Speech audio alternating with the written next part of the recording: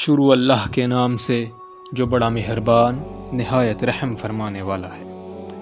اللہ ہی کی تسبیح کی ہر اس چیز نے جو آسمانوں میں ہے اور جو زمینوں میں ہے، اور وہ بہت غالب بڑی حکمت والا ہے۔ اے ایمان والو، تم ایسی بات کیوں کہتے ہو جو کرتے نہیں؟ اللہ کے نزدیک یہ سخت ناپسندیدہ بات ہے کہ تم ایسی بات کہو جو نہیں کرتے۔ بے شک اللہ ان سے محبت کرتا ہے جو اس کی راہ میں صف باندھ کر قتال کرتے ہیں، گویا وہ سیسا پلائی ہوئی دیوار ہوں۔ اور یاد کرو جب موسیٰ نے اپنی قوم سے فرمایا، اے میری قوم، تم مجھے کیوں اذیت دیتے ہو، حالانکہ تم جانتے ہو کہ میں تمہاری طرف اللہ کا رسول ہوں۔ پھر جب انہوں نے ٹیڑھ اختیار کی تو اللہ نے ان کے دلوں کو ٹیڑھا کر دیا، اور اللہ فاسق قوم کو ہدایت نہیں دیتا۔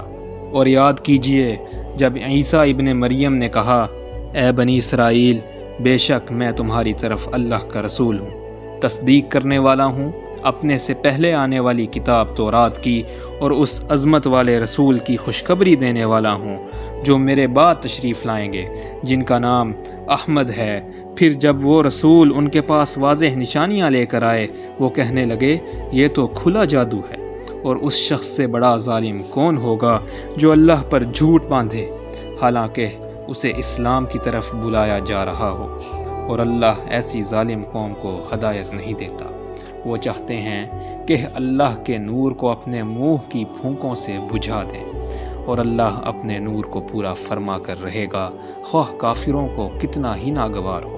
وہی اللہ ہے جس نے اپنے رسول کو ہدایت اور دین حق کے ساتھ بھیجا تاکہ وہ اسے ہر دین پر غالب فرما دے، خواہ مشرکوں کو کتنا ہی ناگوار ہو۔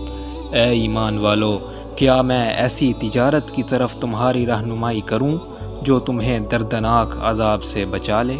وہ یہ ہے کہ تم اللہ اور اس کے رسول پر ایمان رکھو، اور اللہ کی راہ میں جہاد کرو اپنے مالوں اور اپنی جانوں سے، تمہارے لیے یہی بہتر ہے اگر تم جانتے ہو۔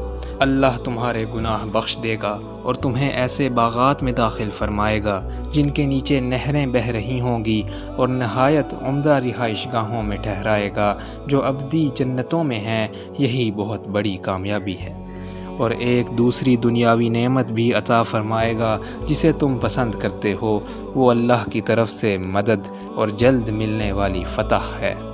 اور اے نبی، آپ مومنوں کو اس بات کی بشارت دے دیجئے، اے ایمان والو، تم اللہ کے مددگار ہو جاؤ، جس طرح عیسیٰ ابن مریم نے حواریوں سے فرمایا تھا، کون ہے جو اللہ کی راہ میں میرا مددگار بنے؟